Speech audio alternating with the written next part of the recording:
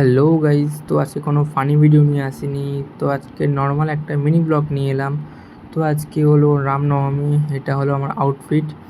তো এখন যাব নুঙ্গি স্টেশনের ওখানে বাজরংবলির মন্দিরে। ওখানে একটা রামের মূর্তি হয়েছে, ওটা দেখতে। তো আমার সাথে আমার কালু যাচ্ছে, মানে আমার ভাই। ও সাইকেল চালাবে। তো স্টেশনে এসে গেছি। তো এখানেই মন্দিরটা আছে।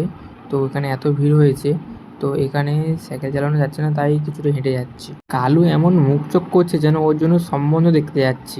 अबे साले। এখানে চলে এসেছি, দেখতে পাচ্ছ তোমরা এখানে প্রচুর ভিড় হয়েছে। আর এখানে সব গাড়ি ঢাক ঢোল নিয়ে এসে সব বাজাচ্ছে, এখানে দেখতে পাচ্ছ তোমরা।